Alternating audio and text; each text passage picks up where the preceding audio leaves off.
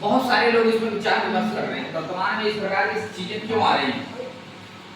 पहले हम जिन नारियों को सीता का, सावित्री का और अनुसुईया की उपमा दिया करते थे, आज ये नारियां इस प्रकार से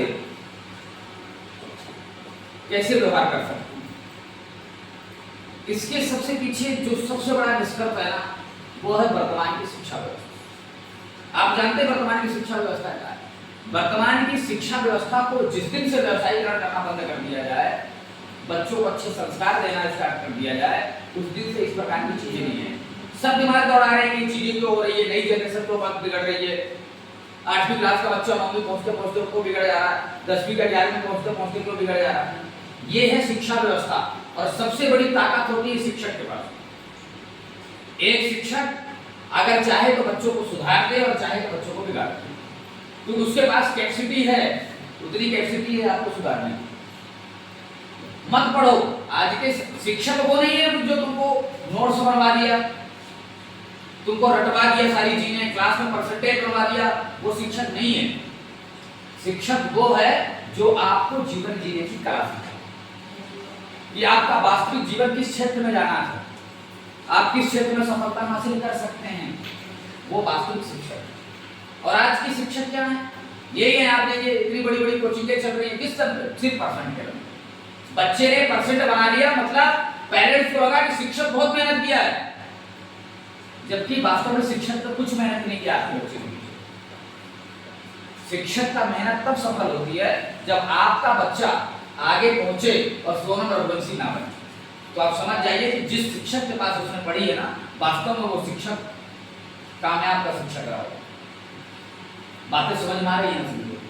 इसलिए शिक्षक का मतलब सिर्फ पढ़ाना, रटवाना, नोट्स बनवा देना। चले जाइए आप कहीं भी कोचिंग में जाइए, किसी कोचिंग वाले को ये फर्क नहीं पड़ता कि तुम्हारा बच्चा क्या कर रहा है, तुम्हारी बेटी क्या कर रहा है, उनको क्या इंटरफेयर करना। हमको पता है कि हम इंटरफेयर करेंगे हमारा एक स्टूडेंट कट ऑफ हो जाएगा, हमको 5,000 का नुकसान हो जाएगा।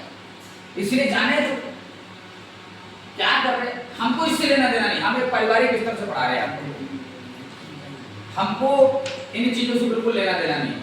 अगर आप गलत करेंगे तो आप कोचिंग नहीं है, हमको पैसे से कोई प्रेरित नहीं है। कोई भी विद्यार्थी अगर गलत करेगा तो वो कोचिंग नहीं आएगा। तुम बाहर करो गलत, बाहर गलत, पूरी दुनिया गलत है, पर तुम गलत ना करो, ये हमारी सबसे बड़ी शिक्षा है। इस चीज को आप समझिए, कितनी बड़ी चीजें चल रही है अभी मार्केट में, देखिए आप। और ये सब पढ़ा लिखा लोग कर रहा है। क्या वो सोनम रघुवंशी अनपढ़ थी, भूखा छाप थी, क्या उसको कुछ नहीं आता? पढ़ेगी ठीक नहीं, बताइए, और उसने गलत किया।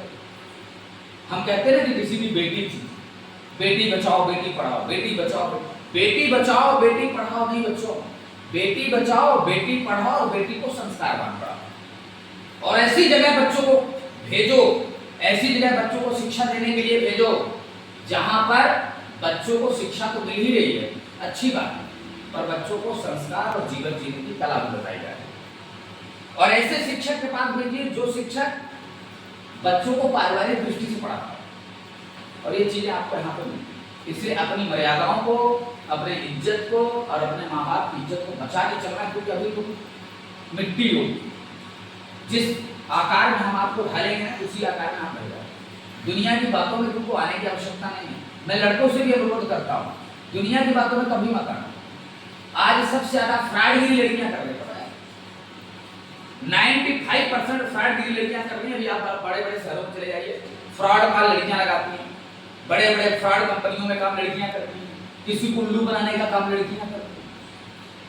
कर रही हैं, लड़के नहीं कर। फ्रॉडगिरी 99% लड़कियां करती हैं। आज लड़कियों का अस्तित्व क्यों है? पहले देवी की स्वरूप मानी जाती थी हमारे हिंदू धर्म में, यत्र नार्यस्तु पूज्यन्ते रमन्ते तत्र देवताः यत्रास्त्र पूज्यन्ते सर्वस्त्र दिया।